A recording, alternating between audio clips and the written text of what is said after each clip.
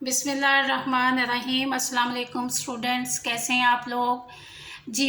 9th 10th class first second year जी, ये topic जो है आप लोगों के लिए भी यकसा अहमियत का हामिल है जैसे कि 9th 10th क्लास के लिए है जी। 9th 10th क्लास में और इससे आगे क्लासेस में इक़्तिबासात की तशरीह की जाती है जो कि 10 नंबर पर मुश्तमिल एक सवाल होता है जी। इसमें आप लोगों ने जब इक़्तिबास की तशरीह करनी है तो पहले तो ये ज़हन में रखिएगा कि आपने पैराग्राफ नहीं लिखना, इक़्तिबास लिखना है जी। उसके बाद पहले इक़्तिबास को अच्छी तरह से रीड कीजिए, पढ़ें, अच्छी तरह से देखें कि वो किस सबक में से आया है। और उसके बाद जब आपको समझ आ जाए कि ये फ़लाँ सबक का इक़्तिबास है तो सबसे पहले आप हेडिंग देंगे हवाला मतन की।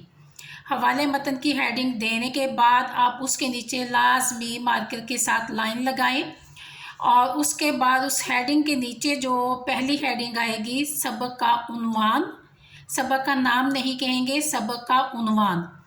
और उसके बाद आप इन्वर्टेड कॉमास में सबक का जो नाम है उसको लिख देंगे। जैसे मैंने यहाँ फ़र्ज़ी एक नाम लिखा है इक़्तिबास के लिहाज से सफ़ाई, और उसके बाद मुसन्निफ़ का नाम, सबक के लिखने वाले, लिखारी लिखने वाले जो भी हैं उनका आप यहाँ पे नाम लिखेंगे। जैसे मैंने सलीमपुरी एक फ़र्ज़ी नाम लिख दिया है। और उसके बाद बेटा ये बनाने लिखते हुए ये ज़हन में रखें कि जो भी हेडिंग्स आप दे रहे हैं उनके नीचे आप कट मार्कर से लाइनें ज़रूर लगाएंगे।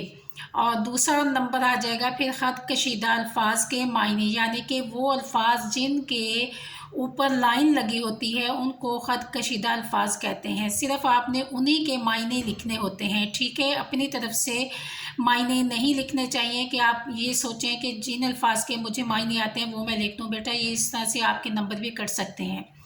तो इसलिए उन अल्फाज को आप यहाँ पे लिखेंगे, यहाँ उनके मायने लिख देंगे, यहाँ अल्फाज लिखेंगे, यहाँ उनके मायने लिख देंगे जी।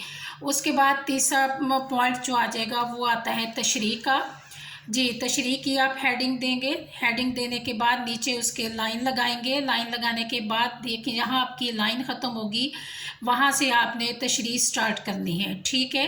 तशरीह स्टार्ट करने से पहले आप कोशिश करें कि जो सबक के मुसन्निफ़ हैं उनका एक दो लाइनों में तारुफ़ देते हुए सबक के मुतालिक जो उन्होंने बताया है वो बताते हुए आप तशरीह की तरफ, पैराग्राफ जो इक़्तिबास है उसकी तरफ आना शुरू हो जाएं।